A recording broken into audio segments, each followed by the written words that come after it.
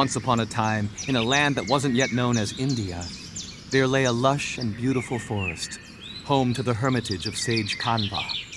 Within that sacred space lived Shakuntala, a kind and enchanting woman, and her little son, Bharat. Ah, Bharat, a boy so lively, so mischievous. His eyes sparkled with mischief, and his face always wore a grin. But above all, what truly defined him was his courage.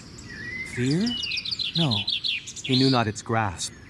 One fateful morning, as the forest awakened to the sweet melodies of chirping birds and the fragrant blooms danced in the air, Bharat, lost in play, wandered deep into the woods. Clutching a small wooden bow, he hummed merrily, proclaiming, "I am Bharat, son of a king.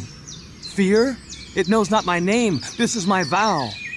But lo, from the thicket, a mighty lion burst forth. Its roar sent the creatures of the forest fleeing in terror. Yet there stood Bharat, unwavering. No fear marred his face. Instead, a smile lit it up. With cautious steps, Bharat approached the lion. It growled. Yet Bharat, fearless, grasped its tail and laughed heartily. "Oh, dear lion, you are so grand, yet I fear you not. Come, let's play Be My Steed." And astonishingly, Bharat clambered onto the lion's back. The lion, as if enchanted by this brave boy, began to trot gently. What a sight to behold!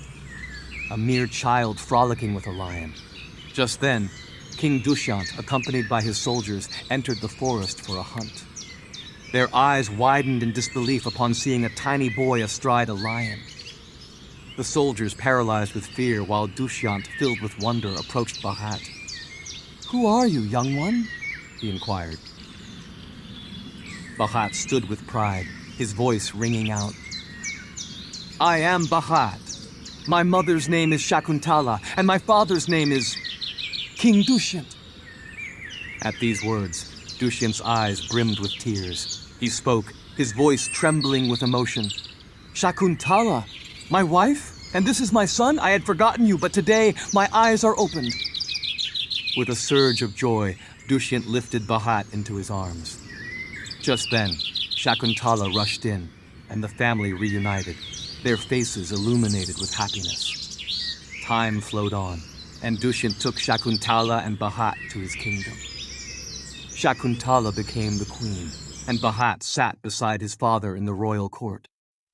King Dushyant declared Bharat his successor, the weight of destiny resting upon the young boy's shoulders. As time passed, the day of Bharat's coronation arrived, and the entire kingdom burst forth in celebration. Elephants and horses paraded, soldiers lined the streets, and the crowd roared, all chanting Bharat's name in a symphony of joy. And so, the brave Bharat not only brought recognition to his father, but also bestowed his name upon the entire nation. Bharat. Even today, when we say, "I am a citizen of Bharat," we remember the legacy of that courageous young boy, the echoes of history flowing through our veins,